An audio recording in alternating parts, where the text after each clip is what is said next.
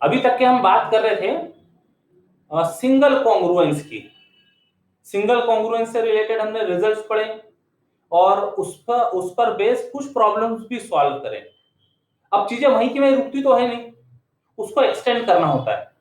तो जिस तरह से हम इक्वेशंस पढ़ा करते थे, पहले सिंगल इक्वेशन पढ़ा करते थे, फिर बाद में साइमल्टेनियस इक्वेशंस पढ़ा करते थे, और एक बार साइमल्टेनियस इक्वेशन की स्टडी हो जाए तो उसको जनरलाइज करते थे सिस्टम ऑफ इक्वेशंस के लिए। लगभग कुछ ऐसा ही कंसेप्ट अब टू कॉन्ग्रुएंसेस के सॉल्यूशन के लिए होगा, और एक बार वो समझ आ जाए तो फिर उसको हम इन जनरल नंबर ऑफ कॉन्ग्रुएंसेस के लिए एक्सपांड कर सकेंगे। तो अभी जो नेक्स्ट एग्जांपल हम ले रहे हैं वो देखेंगे how to find solution for two congruences. मतलब we have to find simultaneous solution for given two congruences. इससे रिलेटेड एक एग्जांपल अभी हम सॉल्व करते हैं।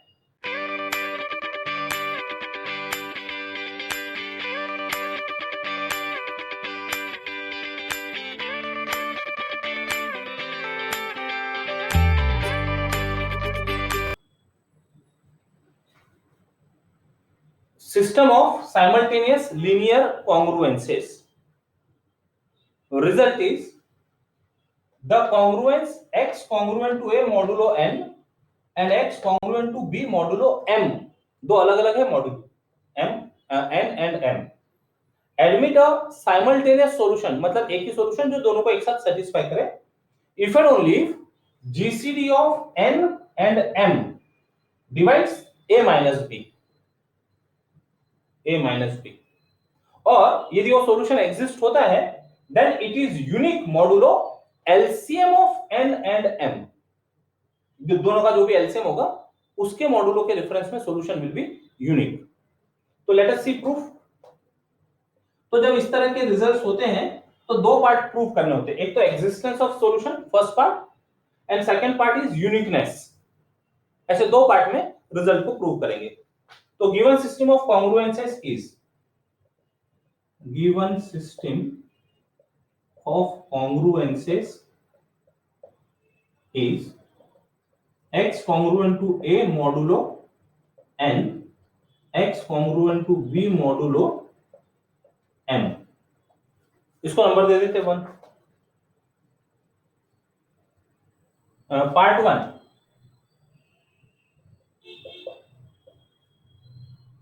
to show that solution of system 1 exists, to show solution of 1 exists, और part 2 में uniqueness part prove करेंगे। तो हम अपनी तरफ से एक सॉल्यूशन लेते हैं और देखते हैं सब कुछ ठीक होता है क्या। Let the system, let the system 1 has a solution x equal to c, we get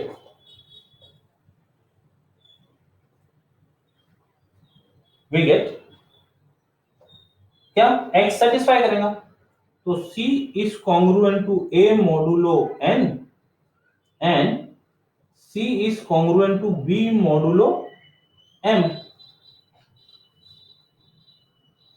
which imply n divides c minus a and m divides c minus b, which imply GCD of NM divides C minus A and GCD of NM divides C minus B। यदि N और M divide कर रहे हैं तो उनके GCD भी, greatest common divisor भी divide करेगा। This implies GCD of NM divides इन दोनों का डिफरेंस। अब इसमें से इसको माइनस करेंगे तो B माइनस से मिलेगा, हमको A माइनस B चाहिए था, तो C minus B minus C minus A, that is GCD of NM divides A minus B। Conversely, suppose that GCD of NM divides A minus B. Denote GCD of NM as D. अब ये GCD बार बार लिखने से एक single symbol लिखना ठीक होगा, तो then D divides A minus B, यहीं पर पुट कर दिया D. अब D divides A minus B है, तो this also gives D divides B minus A. This is very important. D divides B minus A. तो देयरफॉर, अब सुनो ध्यान से, GCD of NM divides B minus A. एक theorem था, GCD of AN divides यदि B हो तो congruence AX congruent to B modulo N को सॉल्यूशन एग्जिस्ट होता है. तो वो चीज यहां पर अप्लाई करते हैं. Therefore, by a result of linear congruence, कौन सा कॉन्ग्रुएंस लिखा जाएगा देखना, NX कॉन्ग्रुएंट टू B का काम कर रहा है ये number B minus A modulo M. बिल्कुल इसको उसी तरह से कंपेयर करो, GCD of AN divides B. जब ऐसा होता था तो AX congruent to B modulo N होता था. तो यहां पर NX congruent to B minus A modulo M मिल गया. And this congruence has a solution X congruent to D modulo M. Number 3. This congruence has a solution X congruent to D modulo M.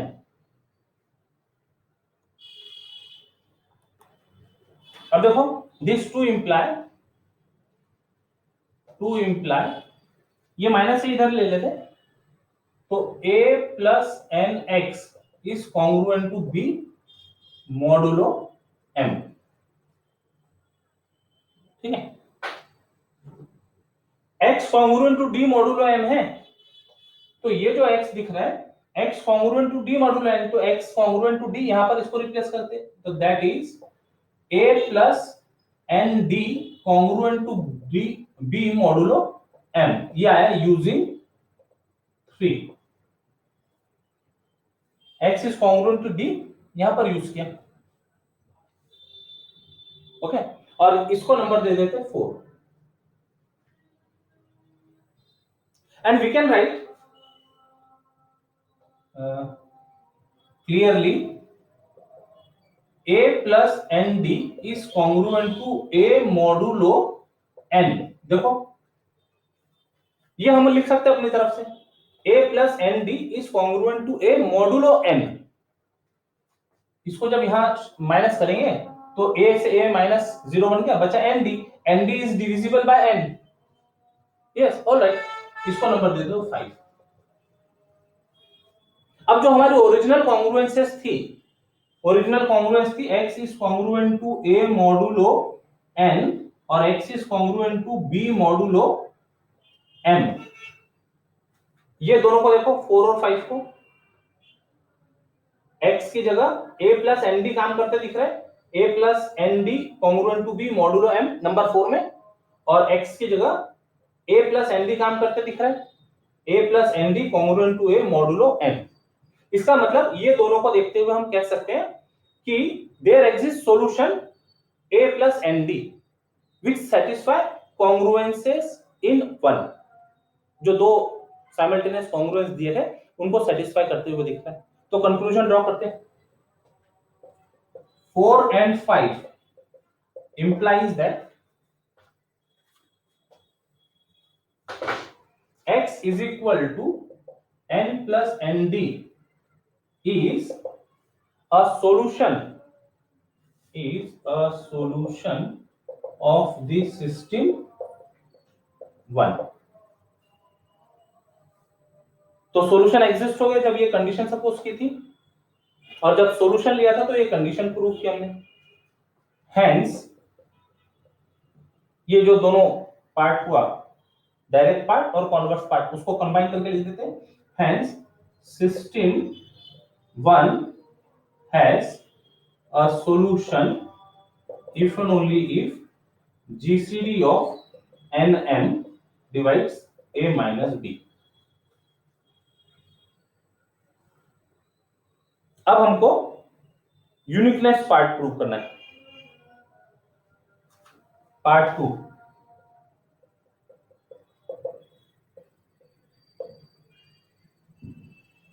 Uniqueness. कब है uniqueness? Unique solution होगा modulo LCM of NM. तो हम ऐसा suppose करते हैं कि there are two solutions,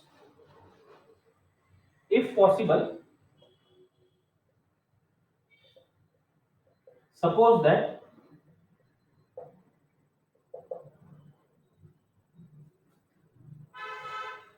there be two solutions x1 and x2 of system 1, x1 and x2 of system 1, that is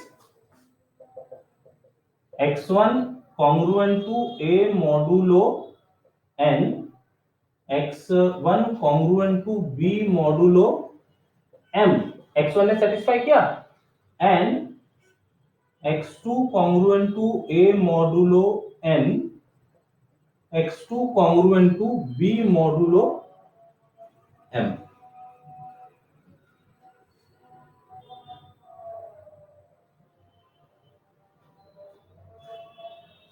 कॉन्ग्रुएंसेस की प्रॉपर्टी से बोल सकते हैं हम x1 is congruent to A is congruent to x2 with modulo n, तो this imply x1 is congruent to x2 modulo n, and यहां से बोल सकते हैं x1 is congruent to x2 modulo m।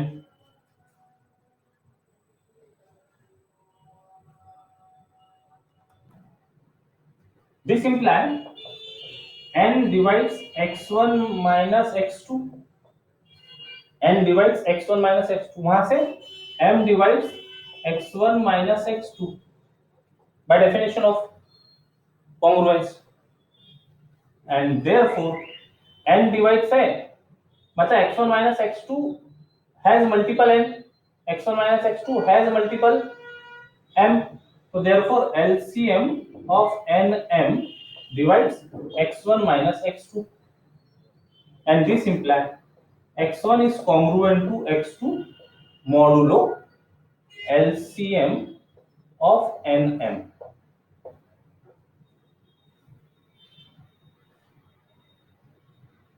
तो इसका मतलब जो दो सॉल्यूशन हम ले रहे थे x1 और x2, ये दोनों कॉन्ग्रुएंट है, तो मतलब solution is unique modulo LCM of nm। Hence the solution of system 1 is unique modulo LCM of nm। This completes the proof।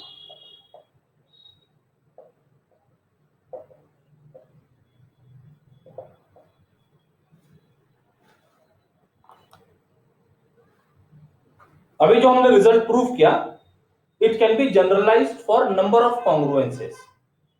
तो जनरलाइजेशन कैसा होगा वो यहां मेंशन किया हुआ है। This result can be generalized as follows, the system of m congruences, एक के बाद एक ऐसे m कॉन्ग्रुएंसेस लिखे जाए, उनको जनरलाइज एक स्टेटमेंट में लिख रहे हैं। x is congruent to a के मॉडुलो n के, where k varies from 1 2 3 up to m। यदि एक एक रखे तो क्या बनेगा, x is congruent to a1 modulo n1, x is congruent to a2 modulo m2 n2, x is congruent to a3 modulo n3, and last one will be x is congruent to am modulo nm। ऐसे system of m कॉन्ग्रुएंसेस हो गए। तो has a solution if and only, अभी क्या condition थी, GCD of to module थे N और M, उनका जीसीडी डिवाइड कर रहा था ए माइनस बी को, यहाँ जो नंबर थे ए और बी उनको उनके डिफरेंस को डिवाइड कर रहा था।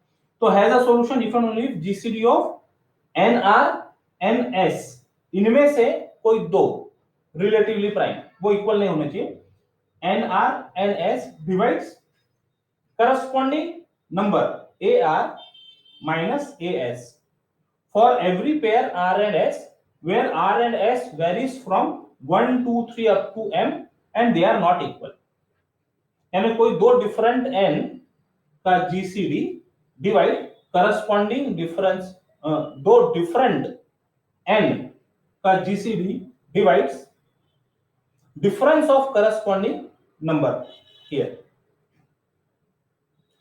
ये तो हो गया solution if and only this condition satisfied. Further, if solution exists, then it is unique modulo LCM of all these numbers n1, n2, n3 up to nm. इस पर बेस्ड नेक्स्ट रिजल्ट होगा और इस चैप्टर का last topic होगा Chinese remainder theorem, तो वो हम डिस्कस करेंगे नेक्स्ट सेशन में। अभी के लिए यहीं रुकते हैं। टेक केयर, बाय बाय, जय गणेश।